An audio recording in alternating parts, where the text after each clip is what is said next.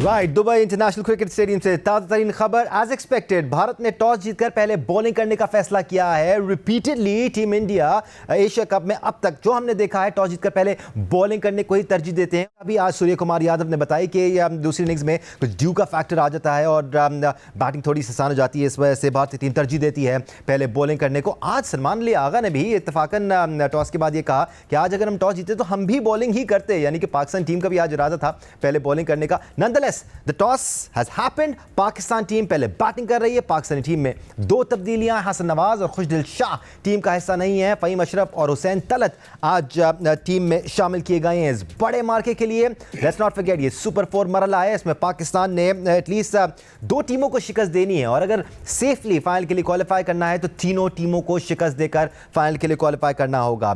इब्तिदा होती है यहाँ से, भारत के खिलाफ मैच से। आज एक्सपर्ट बनने के लिए हमारे साथ मौजूद हैं टेस्ट क्रिकेटर पाकिस्तान के साबिक कप्तान राशिद लतीफ़ साहब और ओलंपियन समीर हुसैन साहब ने हमें ज्वाइन किया हुआ है। We'll have a brilliant discussion throughout the night. अब से कुछ देर बाद इस मैच का आगाज़ होगा। पाकिस्तानी वक्त के मुताबिक 7:30 बजे पहली बॉल गिरेगी। राशिद भाई, फर्स्ट ऑफ ऑल प्लेइंग 11 से खुश हैं आप, मुतमईन हैं? हम तो कभी भी मुतमईन वाली कौम ही नहीं है ना, हम तो कुछ ना कुछ निकालेंगे। लोग बात टॉस करने से पहले इतनी नहीं करते, जब रिजल्ट आ जाता है उसके बाद अपने मुताबिक चीज़ें निकाल लेते हैं। लेकिन ठीक है, जो कप्तान और जो टीम मैनेजमेंट है उन्होंने फैसला किया, बेहतर किया होगा क्योंकि वो वहाँ मौजूद हैं। उनकी क्या कोई अनफिट तो नहीं है, बहुत सारी चीज़ें फैक्टर्स होते हैं जिसके ऊपर वो टीम बनाते हैं प्लेइंग 11। हसन नवाज का थोड़ा सा हुआ है कि वो ऐसा प्लेयर है, या तो वो करेगा या तो वो बिल्कुल ही फारिग हो जाता है, ऐसा प्लेयर है। और ऐसे मैचेस में इस टाइप के प्लेयर, गेम चेंजर आपको चाहिए होते हैं। और रूटीन के प्लेयर तो हमारे पास आ रहे हैं, वो एक ऐसा एक्स फैक्टर था जो कि गेम को चेंज कर सकता है। लेकिन एनीवे शायद इतना ट्रस्ट या वो नहीं था पाकिस्तान हेड कोच को या कैप्टन को। और जो टीम पे हुसैन तलत की थोड़ी खुशी हुई है, लेकिन उनको कोई मैच नहीं दिया गया against Afghanistan and UAE. Triangular हो गई, इसके शुरू के राउंड के मैचेस हो गए, यहाँ पे लेके आया। वो बहुत यूटिलिटी प्लेयर रहा है और काफ़ी वक्त से वो पाकिस्तान की डोमेस्टिक सर्किट में खेल रहा है। तीसरी फ्रेंचाइज में वो बैटिंग बॉलिंग खेल रहा है। 2018 का डेब्यू है उसका, जैसे साहबजादा फरहान का भी 2018 का है। लोग जैसे बोलते हैं नए प्लेयर हम लोग लेके आए, 18 के डेब्यू हैं सारे, कुछ 16 के हैं, 2-3 हैं जो कि अभी 2024-25 के हैं। अदरवाइज सेम ओल्ड टीम है जो कि हमारे सामने नई करके पेश की गई। Anyway good luck to Pakistan cricket team, बहुत ही अच्छा खेलना चाहिए आज और जीतना चाहिए क्योंकि वक्त की ज़रूरत है। कभी कभार गेम से हट कर बहुत सारी चीज़ें काउंट होती है और हमारी तरफ से बेस्ट चीज़ें पाकिस्तान क्रिकेट टीम। अनफॉर्चुनेटली जब ट्राई नेशन सीरीज़ हो रही थी उस वक्त हम काफ़ी डिस्कशंस करते रहे कि हुसैन तलत और इवन जो दीगर प्लेयर्स बेंच पर मौजूद हैं उनको मौका मिलना चाहिए, एटलीस्ट मैच प्रैक्टिस ज़रूर मिलनी चाहिए। वो प्रैक्टिस जो आपको ग्राउंड पे एक हरीफ के ख़िलाफ़ मिलती है उसका कोई सानी नहीं है। सो प्रेशर की बात कर लेते हैं समीर हुसैन साहब। पाकिस्तान और इंडिया आमने सामने हो, इवन तो दोनों कप्तानों ने कहा है कि हमारे लिए एक नॉर्मल सा मैच है, लेकिन दिल का हाल कुछ मुख्तलिफ होगा। पाकिस्तान और इंडिया आमने सामने हो और प्रेशर ना हो, ये ज़रा मुमकिन नहीं है। डेफिनेटली दानिश, देखें ये एक हाई वोल्टेज मैच होता है, चाहे वो कोई भी स्पोर्ट्स हो, तो दोनों टीमों के ऊपर इक्वली आपके ऊपर प्रेशर होता है। लेकिन जिस तरीके से टीम आज जो अनाउंस की है, मेरी एक अपनी राय है कि हर चीज़ की स्पेशलिटी होनी चाहिए। आपके स्पेशल बैट्समैन, आप इस वक्त अगर मैं ओवरऑल पूरे टीम को देखूं और राशिद भाई की बात को इसको सेकंड करूंगा कि हसन नवाज़ के लिहाज से एक स्पेशलिस्ट बैट्समैन के तौर पर है वो। और ओवरऑल अगर आप देखें तो इस वक्त आपने ऑलराउंडर्स को ज़्यादा इंगेज किया है, लेकिन I think it's going to be good as a rotation policy कि आपने बेंच को यूटिलाइज़ किया है। जहाँ तक देखें इसमें अभी टूर्नामेंट के लिए सुपर 4 के मराइल शुरू हुए हैं आपके, अब आगे भी मैचेस हैं, उसके हिसाब से भी आपको कंसर्न करना चाहिए कि आगे श्रीलंका बांग्लादेश से मैचेस हैं, तो सबको यूटिलाइज़ करें। लेकिन मैं समझता हूँ जैसे ओपनिंग स्टैंड में आपकी चेंजेस आ रही हैं कि साइम क्लिक नहीं कर रहा है या शाहज़ादा क्लिक नहीं कर रहा है, तो हसन नवाज़ को या हारिस को ओपन करा के आप उसको चेंज ओवर कर सकते हैं कि हो सकता है कि प्रेशर आपका थोड़ा सा रिलीज़ हो जो ऊपर से नहीं हो रहा। स्पेशली देखें सर्किल जो है इस वक्त क्रिकेट में जो है 6 ओवर जो है बड़े इंपॉर्टेंट होते हैं दोनों टीमों के लिहाज से। अर्ली विकेट्स ले लिए तो दूसरों के ऊपर प्रेशर चले जाता है, अगर उसमें आपका अच्छा स्कोर बन गया तो डेफिनेटली दूसरी टीम आपकी जो है नीचे होना शुरू हो जाती है। तो ओवरऑल अगर मैं समझता हूँ कि टीम बैलेंस कॉम्बिनेशन नज़र आ रहा है, लेकिन अब क्लिक करने की बात है कि आज टीम क्लिक कैसे करें। और टॉस जिस तरीके से सलमान ने बोला है कि ये हम भी अगर होते तो वी विल बॉलिंग फर्स्ट, तो डेफिनेटली एक टॉस का मुझे समझ में आ रहा है कि जैसे एक प्रेशर है कि अगर हम माइंड बना के आए हैं या पहले से एक माइंड बना हुआ कि हम बॉलिंग करनी चाहिए थी या बैटिंग करनी चाहिए, इट डजेंट मैटर। अब आप ग्राउंड में आ गए, नई स्ट्रेटजी के साथ आएँ और उनके ऊपर प्रेशराइज करें। अर्ली 6 ओवर्स में जो है आप डेफिनेटली एक अच्छा स्कोर लगाएं बोर्ड मेरे को ब्रेक स्टेज होता है राशिद भाई, एक तो बड़ा इवेंट है, ऊपर से फिर आप भारत के खिलाफ खेल रहे हैं।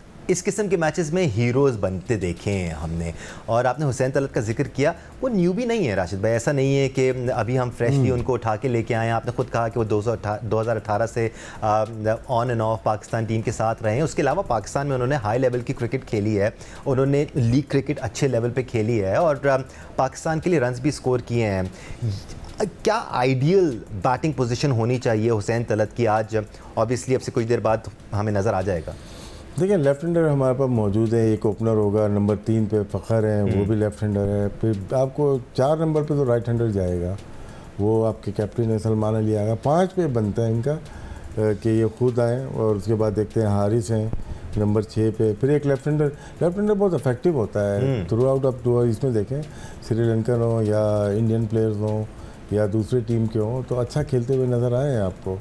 तो उनको थोड़ा डिफ़िकल्टीज़ भी होती है। ऑफ स्पिनर अगर कम है तो वो आपको थोड़ा एक एडवांटेज मिल जाता है कि लेफ्ट आर्म स्पिनर है या आपके पास राइट आर्म लेग स्पिनर है, उसको खेलने में आसानी हो जाती है। तो उसके मुनासबत से लेफ्ट हैंडर पाकिस्तान के पास फ़हीम अशरफ की सूरत में भी हैं, उसको किस तरह से यूटिलाइज़ हमें करना है। तो हुसैन तलत से आप बॉलिंग भी करवा सकते हैं।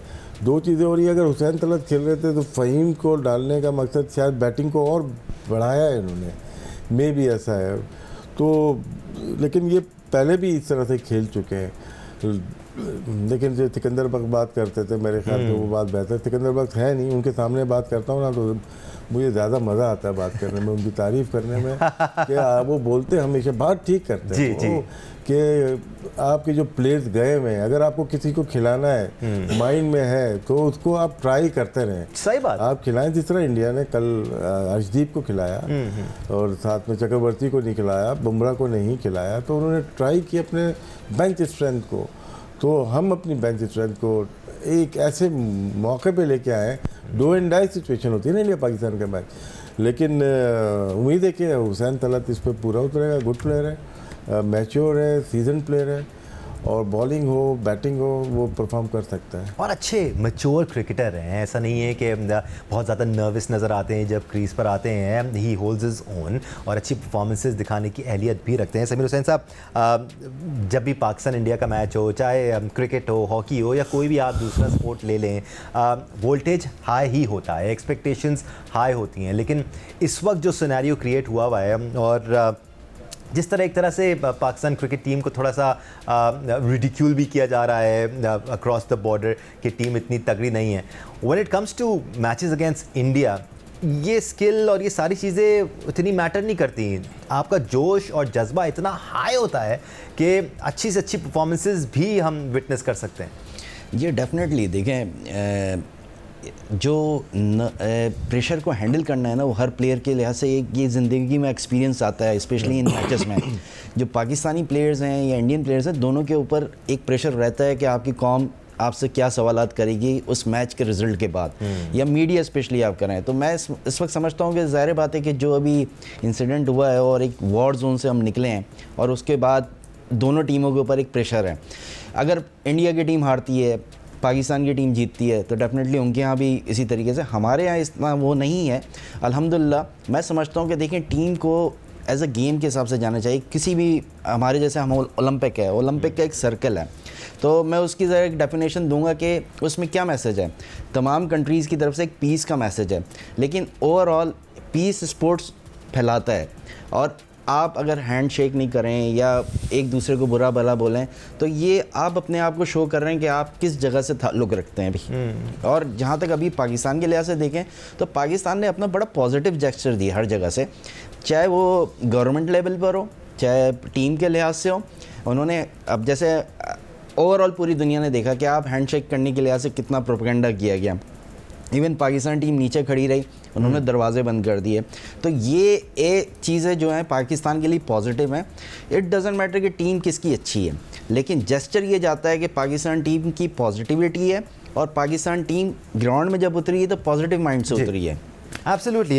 इस मैच से पहले भी जो बिल्डअप हो रहा था पिछले 2-3 दिनों में, पाकिस्तान के कैंप से ये खबरें आती रहीं कि हम सिर्फ क्रिकेट पर फोकस कर रहे हैं, हम नॉइस को फेज आउट करने की कोशिश कर रहे हैं और फोकस हमारा सिर्फ ऑन द फील्ड परफॉर्मेंस पर होगा। बड़ी तगड़ी प्रैक्टिस सेशंस भी हुए हैं पाकिस्तान के। In case you missed it, Pakistan ने आज 2 तब्दीलियाँ की हैं भारत के खिलाफ इस हाई वोल्टेज मैच के लिए।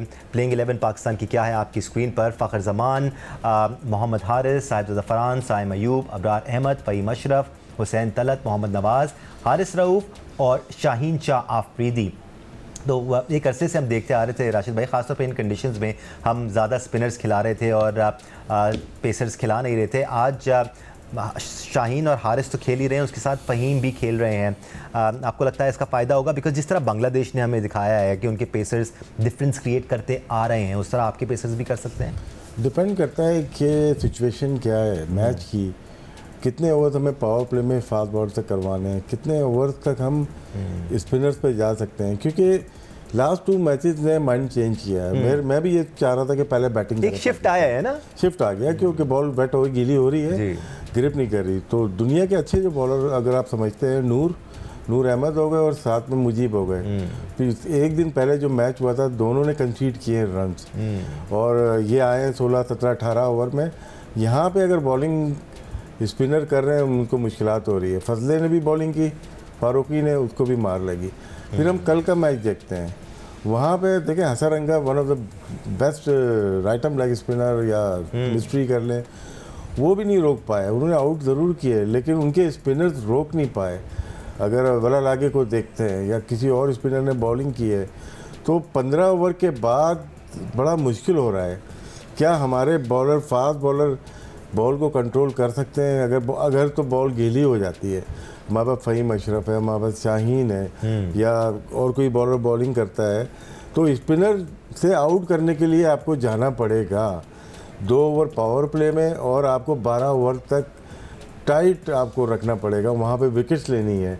जब एक दफ़ा बॉल वेट हो जाती है, गीली हो जाती है तो कंट्रोल नहीं हो रहा। राशिद खान की बॉलिंग ने 1 विकेट नहीं ली जिसकी वजह से अफगानिस्तान बाहर हो गई है। स्पिनर की चैंपियन टीम अफगानिस्तान थी, तो इसलिए मैं बहुत ज़्यादा रिलाई नहीं करूँगा स्पिनर्स की स्पिन बॉलिंग से, क्योंकि सेकेंड इनिंग में 2 प्रीवियस मैचेस में बॉल गीली हो गई है। और राशिद भाई, आपने वो अफगानिस्तान के मैच में भी देखा होगा, मोहम्मद नबी ने जो 60 रन बनाए थे 21 गेंदों पर, वो आखिरी स्टेजेस में बने थे जब बॉल गीला हो गया था और फिर उस तरह ग्रिप नहीं किया जा रहा था, स्पिनर्स के लिए मुश्किल हो गया था।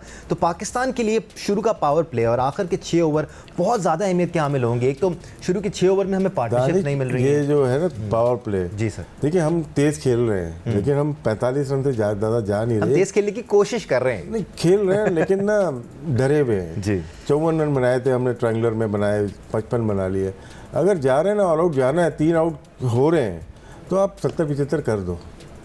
70 यहाँ पे क्या हो रहा है जो कि ट्रेंड जो नज़र आता है, 6 ओवर में दूसरी टीम भी 40-42 रन 43 रन बन रहे हैं और 2 आउट हो रहे हैं। उसके बाद 2 ओवर क्विकली गुजर जाते हैं। 7वां 8वां ओवर अच्छे बॉलर आके करते हैं, स्पिनर आके करता है, तो आप 50 कर रहे हो 8 ओवर में, फिर स्ट्रगल शुरू होती है। अगर 60 के बीच में 1 विकेट और गिर गई, जो कि अबू धाबी और दुबई के स्टेडियम में हो रहा है ऐसा, तो इसीलिए अगर ऑल आउट जाना है तो पावर प्ले को यूज़ करना बहुत ज़रूरी है। जितनी बाद में बॉल पुरानी होती जाएगी उसको हम बोलते हैं हैवी बॉल होने शुरू हो जाएगी। बॉलर अच्छी बॉलिंग करता है, बॉल प्रॉपरली बल्ले पे नहीं आ रही थी, आप यूटिलाइज़ कर लें इस पावर प्ले को। अगर पावर प्ले अच्छा यूटिलाइज़ हो गया फिर आपके चांसेस होते हैं कि 160, 170, 180 तक भी जा सकते हैं। एक इशू जो फैंस ने भी रियलाइज़ किया और जिसके बारे में हर कोई बात कर रहा है, मैं तो आजकल जहाँ भी जा रहा हूँ ना, हर किसी का यही सवाल है कि हमारे ओपनर्स नहीं चल रहे हैं। तो समीर हुसैन साहब, क्रिकेट के खेल में आपका स्टार्ट बहुत इंपॉर्टेंट होता है। आई मीन अगर आपके ओपनर्स ही रिपीटेडली पहले 2-3 ओवर में, जी ओपनर नहीं, हमारे बैट्समैन ही नहीं चल रहा, हमारा कोई भी बैट्समैन नहीं चल रहा, बट मसला यही आ रहा है ना कि ऊपर से 2 विकेटें गिर जाती हैं, हम प्रेशर में आ जाते हैं। फिर फ़हीम अशरफ और सलमान अली आगा होते हैं तो वो कंसोलिडेट करने की कोशिश करते हैं, तेज़ तेज़ खेलने की, फोर्सफुली तेज़ खेलने की भी कोशिश करते हैं, तो मज़ीद हम थोड़े से परेशान और कंफ्यूज नज़र आए हैं पिछले 4-5 मैचेस में। तो ओपनिंग स्टैंड बड़ा ज़रूरी है। जी बिल्कुल। जैसे अभी आप देखें साइम के लिहाज से एक टैलेंटेड बैट्समैन इंट्रोड्यूस हुआ है पाकिस्तान के काफ़ी अरसे बाद, जिसको हम भी यही कहते आ रहे हैं इतने अरसे से। और बाकी राशिद भाई बैठे हुए हैं यहाँ पे, ज़ाहिर बात है वो ज़्यादा बेहतर जानते हैं कि उसको सईद अनवर की क्लास का बनाया जा रहा है। तो हमारे यहाँ मैं समझता हूँ कि परफॉर्मेंस बेस्ड तारीफ हो ना तो ज़्यादा मज़ा आता है।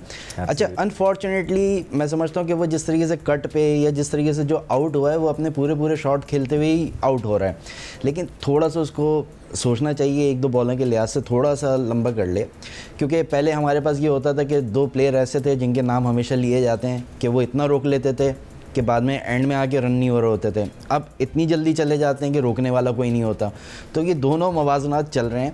लेकिन लास्ट जैसे आपने इंडिया के मैच में देखा था तो उसमें ज़्यादातर राशिद भाई भी इस बात को देखेंगे कि बैक फुट पे ज़्यादा जो हो रहे होते थे और डर रहे होते थे कि हमारा कहीं ना कहीं, और उसमें एलबी आपके जैसे नवाज़ को मैंने देखा या 1-2 प्लेयर्स को और देखा, तो बैक फुट पे जाके जा रहे हैं, बॉल उनका स्किट कर रहा है और LBW हो रहे हैं। तो लेग बिफोर नहीं के लिए फ्रंट फुट पे ज़रा थोड़ा सा निकल के खेलें, ज़रा दिल बड़ा करके खेलें, वो भी तो निकल के खेल रहे हैं। तो जहाँ तक अभी मैंने जो देखा है कि हमारे हॉकी कोच को पता है, क्रिकेट कोच को नहीं पता चला। राशिद भाई बस खैर ये मसले मसाइल भी हमें पिछले मैचेस में नजर आए कि जो निकल के खेलने वाली बात है। हम नहीं, इसमें एक चीज़ मैं आगे लेके चलता हूँ कि जब आप रीड नहीं कर रहे होते ना बॉल को, चक्रवर्ती कर रहा है या राशिद खान, तो आप आगे जा नहीं सकते कि बॉल कौन सी अंदर आ जाए, तो आप वेट करते हैं और एयर में रिसीव होके पीछे आ जाते हैं। Exactly. ये है बॉलर की क्वालिटी। या तो आप इतना रिलीज के वक्त देख रहे हो कि बॉल गुगली है या फ्लिपर है या लेग ब्रेक है, तो वो देखना पड़ेगा आपको। अगर रीड नहीं करेंगे तो आप आगे जा नहीं सकते। वैसे राशिद भाई अभी तक जो विकेट्स भी मिली हैं वो इतनी बाउंसी विकेट्स नहीं है, उसमें बॉल ज़रा अंदर ही रह रहा है। ऐसा है कि वहाँ की जो अभी इनका लास्ट मैच हुआ था अंदर, तो ये हम लोग तो ज़्यादातर अपनी मिस्टेक से आउट हो रहे हैं, ज़्यादातर गलत एब्सोल्युटली विकेट्स ली नहीं गई हैं, विकेट्स दी गई हैं, which is the problem, because बड़ी चीपली हमारे बैटर्स आउट हो रहे हैं और ज़्यादा रन्स किए बगैर आउट हो रहे हैं। अग्रेसिव माइंडसेट ज़रूर नज़र आया है, लेकिन वो अग्रेसिव माइंडसेट रन्स में ट्रांसलेट होता हुआ नज़र नहीं आया। टेस्ट क्रिकेटर अहमद शहजाद भी हमें ज्वाइन कर चुके हैं। अहमद, 2 तब्दीली आए हैं, इनको बड़ी तब्दीली कहा जाए तो गलत नहीं होगा। हसन नवाज़ पे हम बड़ा बैंक कर रहे थे और हम उसको डेवलप करने की कोशिश कर रहे थे मिडिल ऑर्डर में। अब हमने हसन नवाज़ को बिठाया है और हम हुसैन तलत को टीम में शामिल कर रहे हैं। साथ साथ फ़हीम अशरफ भी आ गए, जिन पर हम बैंक कर रहे थे उनकी जगह तो बनती है इस टीम में। दूसरी तब्दीली को कैसे देख रहे हैं आप? नहीं, देखिए हसन नवाज तो बहुत ज़बरदस्त टैलेंट है, जिन्होंने अभी सबको, पूरे पाकिस्तान को बहुत ज़्यादा इम्प्रेस किया था। एंड मिडिल के अंदर PSL के 4थे नंबर के ऊपर जो उनकी परफॉर्मेंसेस थी वो काबिल तारीफ थी। वो he looked apart basically, he looked like a good talent। और उसके बाद पाकिस्तान टीम के अंदर जब वो आए, उनसे ओपन की जगह, वो टॉप ऑर्डर के बैट्समैन थे, टीम के लिए 6वें नंबर पर भेजा, वाइल नोइंग हम सब ये बात करते थे कि ये बड़ा मुश्किल नंबर है, यहाँ खेलना आसान नहीं होगा। अगर इतना ही आसान होता तो दुनिया में इतने कम प्लेयर ना होते जो इस नंबर को बोर करते हैं। हाँ, आप अगर वेस्ट इंडियन प्लेयर्स या कोई एक्सेप्शनल प्लेयर्स की बात करेंगे तो वो बात डिफरेंट है। हर कोई एक्सेप्शनल नहीं होता जो 6वें नंबर पे जाके परफॉर्मेंस करेगा। तो मेरे ख्याल से वो 4थे नंबर का प्लेयर था। इतने मुश्किल नंबर पे आके इतनी मुश्किल कंडीशंस के अंदर आप उसको जज करते हैं, दैट इज रॉन्ग। यही वजह है कि पाकिस्तान के अंदर जो टैलेंट है वो इस तरह वेस्ट हो जाता है। आप सिर्फ जो है इन्हीं अपनी चीजें। और दूसरा नंबर है, आप हुसैन तलत को खिला रहे हैं, नथिंग अगेंस्ट हिम, लेकिन हुसैन तलत ने तो कोई मैच ही नहीं खेले हैं। उनको तो आप तो ये होता है ना कि कोई भी डिसीजन से पीछे अपने आप को बेस्ट चांस देते हो कि आप सक्सेसफुल हो सको, लेकिन यहाँ ये नहीं हुआ। अगर आज हुसैन तलत फ्लॉप होते हैं तो क्या आप हुसैन तलत की गलती कहेंगे या इस मैनेजमेंट की कहेंगे कि उसको पिछले 1 साल से कैरी कर रहे हैं, एक मैच नहीं खिलाया और अब आके all important game in the world, the mother of all the games which is India versus Pakistan में डायरेक्टली आप उनको इंक्लूड कर रहे हैं। मुझे बताएं कि ये कहाँ का ब्रेनर है? This is no brainer at all to me. बेशक आज हुसैन तलत परफॉर्मेंस भी कर दें, लेकिन फिर भी ये डिसीजन मुझे समझ नहीं आएगा कि आपने हुसैन तलत को डाला और बाहर भी किसको निकाला, एक इम्पैक्ट प्लेयर को।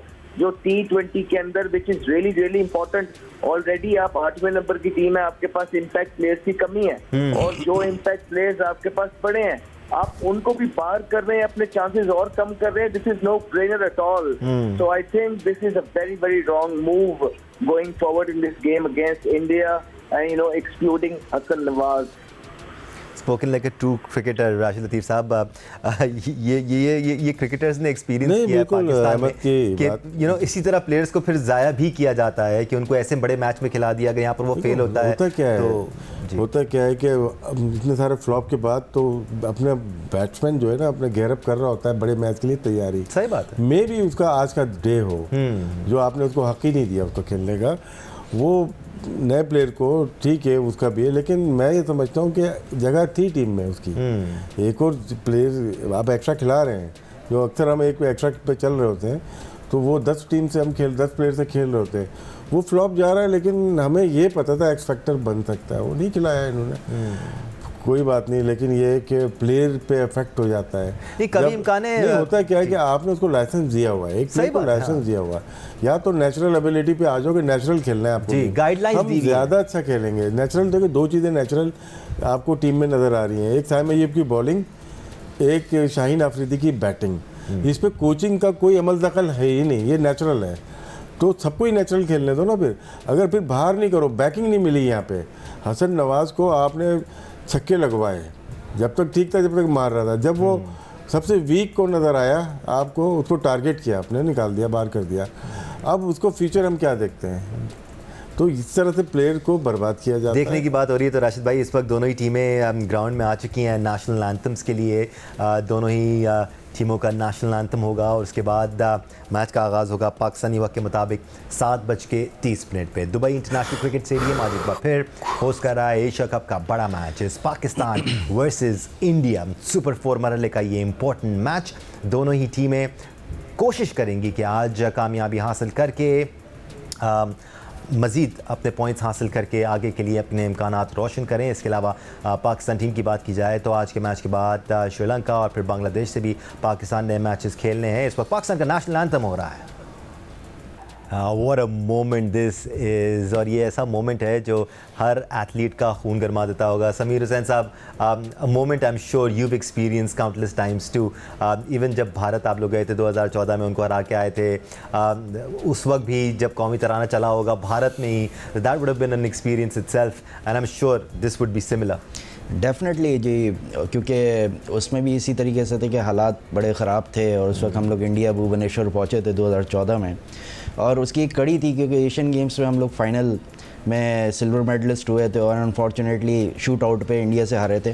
तो वो एक मज़ा था हमारा कि हमने इंडिया को इंडिया में ही हराया और 18 साल बाद फ़ाइनल खेला हमने जर्मनी के ख़िलाफ़। तो उसमें भी आपको याद है कि हमारे साथ क्या क्या नहीं हुआ था, कि लड़कों पे बैन कर दिया और 10 चीज़ें थीं, और उसी तरीके से पूरा एटमॉस्फेयर जब पाकिस्तान टीम इंटर हो रही है तो हमारा तराना हो रहा है तो दूसरे के तराने पे पिन ड्रॉप साइलेंस, हमारे तराने पे दूसरे चीज़ें चल रही होती हैं। खैर, लेकिन ये एक्सपीरियंस रहते हैं, चाहे वो हॉकी का हो, क्रिकेट का हो, तो इंडिया में जाके खेलना है। लेकिन मैं समझता हूँ कि हमारी कौम बहुत बेहतर है कि जब वो लोग यहाँ पे आए तो हम लोगों की मेहमानदारी जो है बहुत अच्छी रहती है हमेशा। और वहाँ पे चाहे जैसे पास्ट में हमने देखा है कि राशिद भाई को भी बताया कि जैसे कोई वहाँ सेंचुरी मारे या कुछ करे तो उसके लिहाज से जलाओ गिराव हो जाता था, फतरा हो जाता है। और यहाँ पे पाकिस्तान में जब आए तो उनको एक अच्छा एक ट्रीटमेंट मिलता है, एक अच्छी हॉस्पिटलिटी मिलती है, सपोर्टिंग होती है। लेकिन ये एक रहता है। लेकिन आज के लिहाज से जैसे मैं समझता हूँ कि मैच के लिहाज से जैसे डिस्कस हो रहा था टीम के लिहाज से, तो मैं ये सोच रहा था कि एक सुपर 4 का नया एक टूर्नामेंट शुरू हो रहा है, तो उसमें ये एक एक्सपेरिमेंटल कंडीशंस हैं जो मैनेजमेंट की तरफ से हैं कि जिसमें उन्होंने हुसैन तलत को दिया है मौका।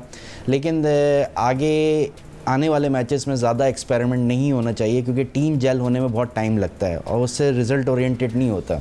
तो जहाँ तक मैं समझता हूँ कि इस वक्त मैनेजमेंट ने जो किया है पॉजिटिविटी पे जाएँ और पाकिस्तान टीम को सब कोई प्रेशर नहीं लेना चाहिए, ऑल आउट जाएं। या it's easy said than done. हम तो बहुत आसानी से यहाँ बैठ के कह देंगे कि प्रेशर नहीं लेना चाहिए, हमें खुद इतना प्रेशर महसूस हो रहा है। Interesting scenes from Dubai International Cricket Stadium. Sajid Afran ने पहली ही बॉल को ब्लॉक किया, उसके बाद वो अंदर आए और उन्होंने उनका ग्लव उतार के उनके हाथ को टेपिंग कर रहे हैं। शायद ऐसा लग रहा है कि उनको पहले से ही चोट लगी हुई थी। तो इंटरेस्टिंग कि साजिद अफरान, इंजर्ड साजिद अफरान भी टीम में शामिल हैं। This can backfire. अहमद, अगर ऐसा कोई इशू है, we can say for sure, क्योंकि जितनी हैवी टेपिंग हुई हुई थी ऐसा लगता है कि कुछ तकलीफ में है साजिद अफरान। देखिए कि इतने बड़े मैच से पहले अगर ज्यादा तकलीफ में होते तो ऑब्वियसली वो ये मैच ना खेल रहे होते। टीम मैनेजमेंट को भी इस तकलीफ का पता ही होगा और पूरा एग्जामिन हो के वो मैच फिट करवाए होंगे, उनकी पेन फ्री जो है एक्सरसाइजेस कराई होंगी, उनसे पूछा होगा, तभी वो उतर रहे होंगे। सो होपफुली इससे ज्यादा कोई इफेक्ट ना हो। लेकिन उससे ज्यादा इम्पोर्टेंट ये है कि उनका आज पाकिस्तान के लिए परफॉर्मेंस करना, आज हीरो बनने का टाइम है, आज परफॉर्मेंस करने का टाइम है। जो ग्राइंड साजिद अफरान ने डोमेस्टिक के अंदर लगाया है, जिस तरह बार बाहर निकालने के बाद जाके दोबारा मेहनत करना, मोटिवेशन से जिम करना, डोमेस्टिक को इज्जत देना, डेडिकेशन से फोकस करना, इट्स नॉट इजी। तो ये क्रेडिट जाता है साजिद अफरान को कि उन्होंने अपनी डेडिकेशन के साथ अपना नंबर, अपना चांस कमाया है पाकिस्तान के लिए और इनकी काफी परफॉर्मेंसेज है। रिसेंट पास्ट के अंदर अगर देखेंगे तो पाकिस्तान के लिए जब ये खेलने आए हैं तो आते साथ ही अभी जब से अपने नंबर पे खेल रहे हैं, परफॉर्मेंस की है। दुबई के पिचेस इनको इस तरह और बांग्लादेश के पिचेस थोड़े मुश्किल मिले हैं जहाँ पे सारे बल्लेबाजों ने स्ट्रगल किया है, लेकिन ये भी एक इम्पैक्ट प्लेयर है। अगर ये आज पाकिस्तान के लिए चलेंगे भारत के अगेंस्ट तो एक एक्स फैक्टर का काम कर सकते हैं, जो कि बहुत कम प्लेयर्स इस तरह के हैं पाकिस्तान टीम में, उनमें से एक को ऑलरेडी निकाल दिया है। सो होपफुली साजिद अफरान स्ट्रिक करें। टाइम अयूब का 3-0 किए हैं, 3 डक्स किए हैं उन्होंने और बहुत प्रेशर होगा 3 डक्स के बाद। उनका इतना बड़ा प्रेशर वाला गेम आज आके जब वो दोबारा ग्राउंड के अंदर आएंगे तो पहले कुछ बॉल तो बहुत बटरफ्लाइज होंगी, लेकिन उन पे भी ड्यू है, एक बड़ी परफॉर्मेंस। तो hopefully ray of hope for Pakistan. ऐसा लगता है कि कैच ड्रॉप हुआ है यहाँ पर साजिद अफरान का। It was pretty difficult chance for the man eight third man, जिन्होंने आगे डाइव ज़रूर मारी लेकिन कैच थाम नहीं पाए। Is it Sajid Afran day? क्योंकि जब ऐसी चीज़ें होती हैं तो आपको ऐसा लगता है कि शायद आज इस बल्लेबाज का दिन हो। काफ़ी अग्रेसिव एक्सपेंसिव शॉट था यहाँ पर साजिद अफरान का, बॉल को ऊपर पिच किया था, ज़्यादा स्विंग इस वक्त मिल नहीं रहा है हार्दिक पांड्या को। That should have been taken Rashid भाई। हाँ, लेकिन शॉट की सिलेक्शन है ना, देखिए आपकी बॉल है मिड ऑफ के ऊपर से ही मार सकते हैं। एग्जैक्टली, सीधा मारे इसको, सीधे बल्ले से। हाँ, जज्बाती हो रहे हैं आप। नहीं, टॉप एंड से आराम से मिड ऑफ के ऊपर से लग सकती है, तो हम मिस्टेक करते हैं, ये बिल्कुल ये बंद कर देते हैं हम अपने, एब्सोल्युटली, जैसे फर्क पड़ जाता है। तो इस बार सीधा ज़रूर खेले साजिद अफरान, लेकिन सही कनेक्शन हासिल नहीं कर पाए, सही तरह से मिडल नहीं कर पाए। पाकिस्तान के लिए कोई भी प्लेयर खेल रहा होता है समीर हुसैन साहब, तो हमारी तवक्कुआत ये होती हैं कि वो पाकिस्तान को सर्व करे। करोड़ों में से, चाहे हॉकी हो या क्रिकेट हो, करोड़ों की आवाम में से कुछ उंगलियों पे गिने जा सकते हैं लड़के सेलेक्ट होते हैं, तो उनसे तवक्कुआत तो बनती हैं। जी डेफिनेटली बनती है। और जिस तरीके से अभी जो राशिद भाई बोल रहे हैं कि शॉट सिलेक्शन जो है ना बहुत इंपॉर्टेंट है। अभी जैसे इन्होंने अभी बॉल को खेला है, हल्का सा आउट स्विंग हुआ है और उस पे ही वो वहीं से उसने बल्ला घुमाया है, लेकिन दूसरे शॉट में उसने पूरा बॉल पे चढ़ा है। तो जिस तरीके से यही राशिद भाई कह रहे हैं कि जो 2 ओवर है ना, आपको थोड़ा सा टाइम लेना चाहिए और अपना कॉन्फिडेंस गेन करना चाहिए।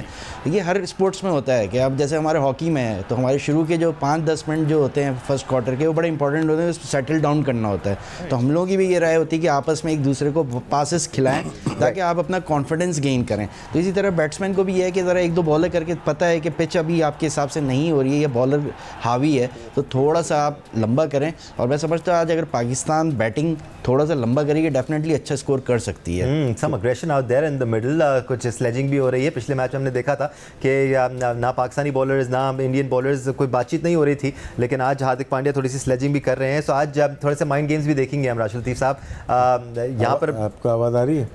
नहीं, दोनों के बीच में अभी कुछ तबादला ज़रूर हुआ था और साजिद अफरान ने उन्होंने कहा चाहे बॉल करें।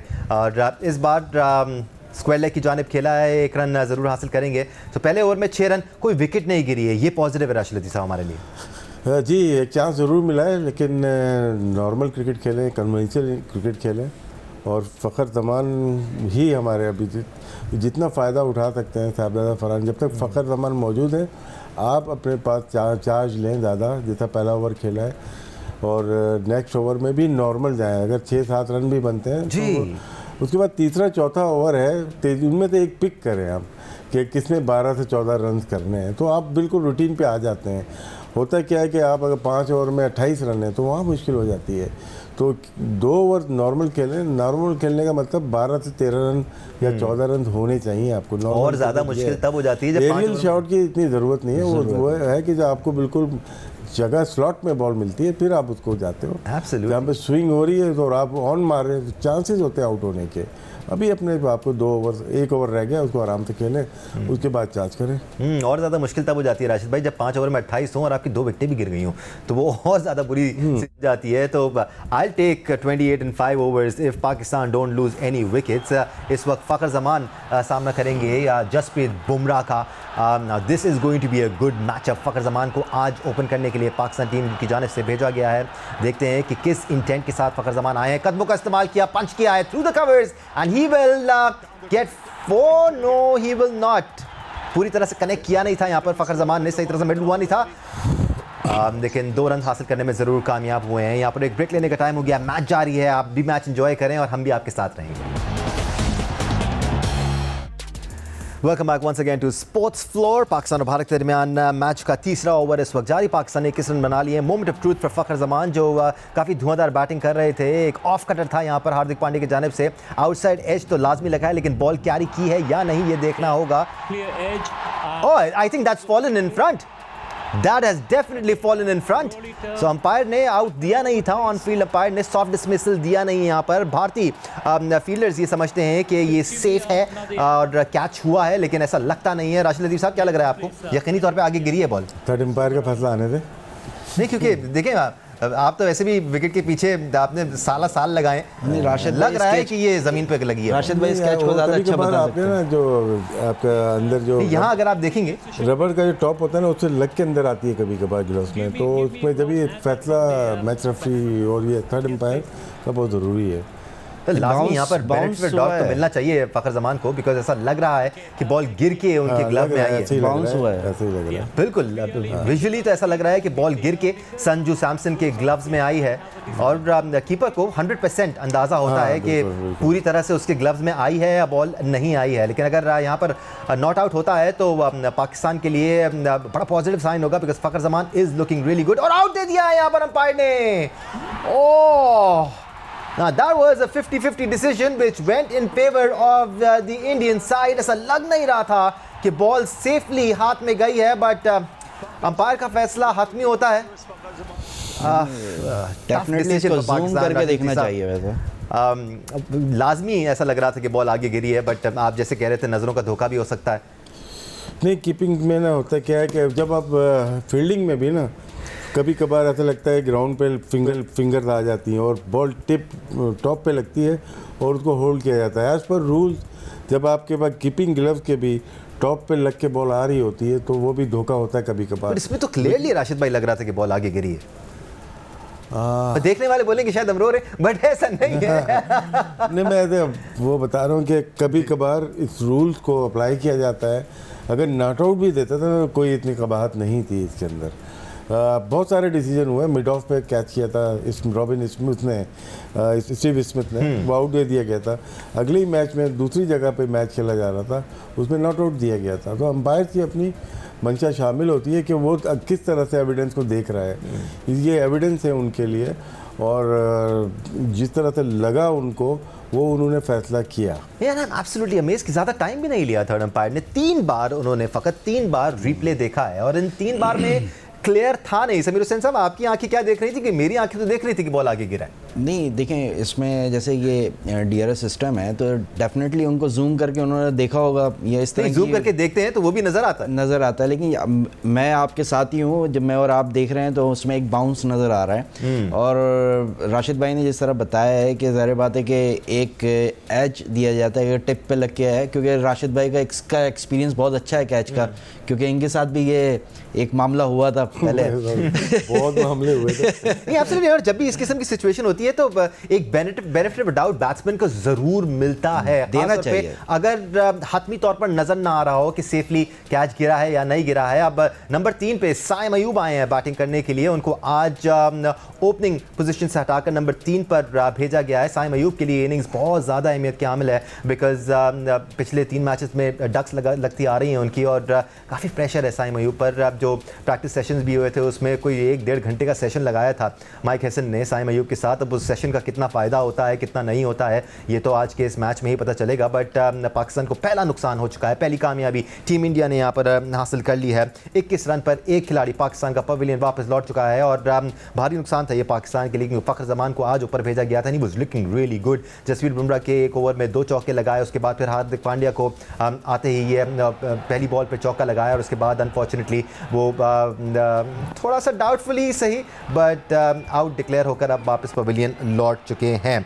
इस वक्त 2 गेंदें बाकी रह गई हैं इस तीसरे ओवर में। हार्दिक पांड्या बॉल करेंगे साइम अयूब को, अच्छा positive pull shot Saim Ayub का, 4 रन हासिल करेंगे, और वो खाता जो खुल नहीं पा रहा था आज भारत के खिलाफ खुल गया है। साइम अयूब ने अपनी इंटेंशन साफ जाहिर कर दी है। यहाँ पर एक ब्रेक लेने का टाइम हो गया है, ब्रेक हेडलाइंस के साथ वापस आएंगे, और उसके बाद 8 से 9 हमारा एक्सपर्ट पैनल आपके साथ रहेगा।